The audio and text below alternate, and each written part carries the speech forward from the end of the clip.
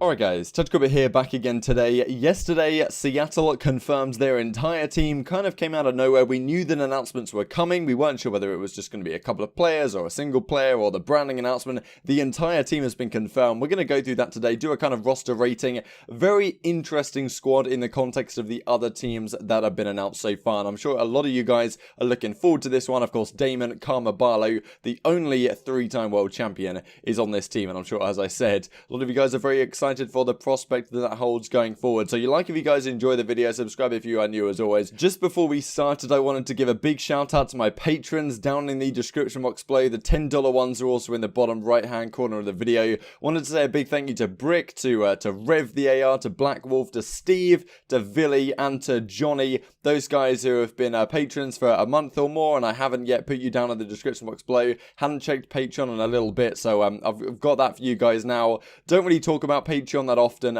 If you guys are incredibly generous, as all these individuals are, and want to go just above and beyond liking and subscribing, which is easily enough, right? But if you do want to be extra generous and contribute in more ways than one, then that is an option down in the description box below. And if you are a $10 or more per month donator, then you will appear in the bottom right hand corner of the video and potentially elsewhere, as I'm looking to get some new graphics made, especially for the upcoming season. So it may not be in the immediate future, but maybe you guys will see an update soon enough.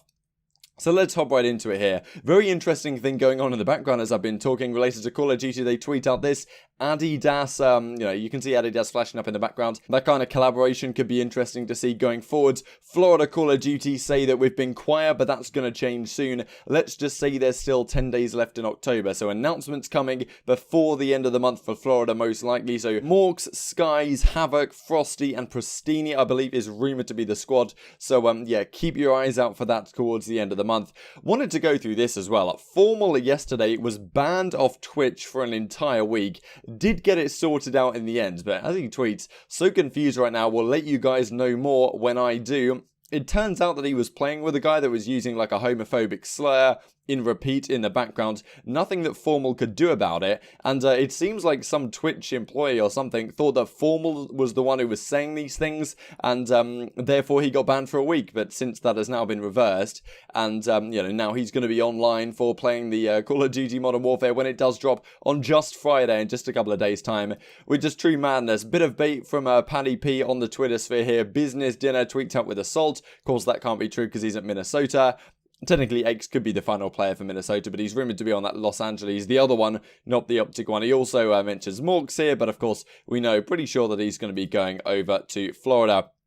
Thought this was an interesting topic of discussion as well, very briefly, related to Battle Beaver. We know that in past seasons, Scuf has been the main sponsor for the Call of Duty League, but we know, at least it's been talked about, that a lot of players actually use Battle Beaver controllers at the events, despite being the league is Scuf sponsored. So a lot of players individually have kind of Battle Beaver sponsored, but you couldn't really talk about it because the league is a Scuf league. And now, Simp is saying extremely excited to announce I'm finally partnered with Battle Beaver. So something that he couldn't really be for the last season with the Scuf League. And as Minnesota says, looks like CDL won't be being sponsored by Scuf anymore, but if players are being sponsored by BBC, and I think that definitely is along the right lines. Mutex tweets this out, implying that he's signed somewhere. He has been linked as an S&D substitute or analyst for the Dallas Empire team. You would have thought that maybe they'd have had some contract in place sooner than this, given this has been a rumor for a good few weeks now. Maybe it's somewhere else though, of course. So yeah, definitely what Mutex is implying, that he's managed to sign up somewhere.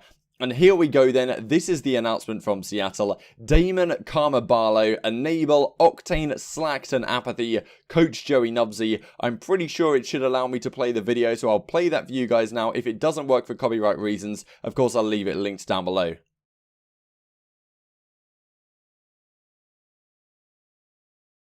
So overall, a pretty incredible, pretty damn good announcement video, and a pretty incredible team to announce as well. It really shows that these teams are going for very different team compositions in terms of what they think is going to work for the Modern Warfare season, because look at this team, right? You've Karma, Enable, Octane, Slacked, and Apathy. Compare that to the Atlanta team, for example. Simp, Abizi, Priester, Major Maniac, and Celium is the last guy, of course.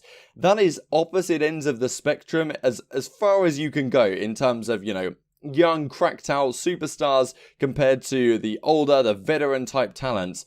I looked at how old these guys are, right, just out of interest, because one thing that Octane was talking about yesterday is that, well, Karma is married, has a kid. Apathy is married, just announced that him and his wife are having a kid. Slacked has just got married as well. And Enable is 25. So Karma is 26. Enable is 25. Octane is 22. Slacked is 22. And Apathy is 25 as well. This is undoubtedly going to be the oldest team in the league. And it's very interesting to see how this develops going forward when you've got that Atlanta team where the average age is probably like 19. This team where the average age is more going on 24, right? And 20, yeah, pretty much probably about 24, something like that. Maybe even a little bit higher than that. So it's going to be incredible to see how these teams perform going forwards. I'd really be interested to hear your thoughts down in the comment section below. I'll go through some of mine now. So just to look at this thing real quick, Seattle, they don't really talk about what the branding is. But we have talked about it's rumored to be the Surge, and of course, as you can see from that video, a lot of title-related stuff. So likely to be along those lines. You can see at the bottom here, 10/30/2019, 30th of October 2019, probably is when the branding is going to come into play. Okay, so let's go through this team top to bottom, starting with Octane, starting with your main assault rifle. I'm not sure it's possible to start a team much better than Octane, to be honest. One of the best assault rifles over the last few seasons, no shadow of doubt, and probably the best one over the Black Ops 4 season in its entirety. If I had to choose one player right now where at the end of the year I'd be most confident that player is going to be like a top 5 player and top 5 performer that season, probably Octane is right at the top of my list in terms of how consistent he is. He's still young, still in good situation in his career, and probably many, many bright years ahead of him. So in terms of your main assault rifle, Octane, I don't think you can really do any better than that right now. And I think there was a rumor that this team initially had like maybe Envoy and Arcetes were linked with this team as well, or I'm not sure. And then they went to Chicago, and this team got other players, and maybe to the detriment of the team on the whole, because you can't help really look at this team without thinking there's some guys in here that are probably past their peak. Like when you've got 25, 26-year-olds, it's difficult to say that they're going to get back to the level of performance that they were many years in the past. A guy like Apathy, for example, manages to do it every single year at the World Championships, I find. Like Apathy this year, once again, was incredible at the World Championship, but throughout the entire season, maybe wasn't quite as good. Enable, of course, had a very different role on 100 Thieves last season than what maybe he will have on this team. Going to be difficult to say, because Enable was very much the support player, the guy who was supporting all of the superstar talents on that 100 Thieves squad, including, of course, Octane. So he is coming over with some former teammates. Octane, of course, being reunited with Slacked, a guy that he is teamed with and had a lot of success with right back in the Luminosity days and things like this. So look, there is some prior team chemistry here. These are all older players, so they'll know how to get on together, and they'll know how to maybe put their differences aside to some degree. And Enable, I think, was the not only the support factor on that 100 Thieves team, but also the guy that kept everyone's head in the game, right? I think was a relatively key point, especially with all the egos and the younger guys on that team as well. So, something to consider going forwards, but it feels like maybe you have too many Enable type players on this team, guys that can fill the gaps and do the support stuff, because yes, Octane is going to be your main assault rifle, Apathy is going to be your most aggressive SMG.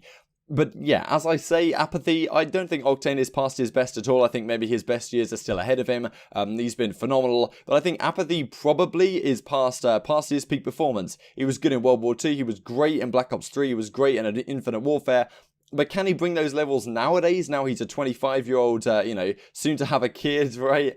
Soon to be a dad, I guess is the better way to say it. Now, can he keep up that kind of level he's done in previous years? Maybe he can at Champs, but on the whole, I'm not sure you're going to get the same Apathy that maybe you've seen in the past. You've really got no players on this team who are like young guns, like the likes of what Dallas have done, right? With Hook, Illy, Shotzi, guys that you can be pretty confident are going to be superstar talents towards the future. There's not much building for the future going on in this team, right?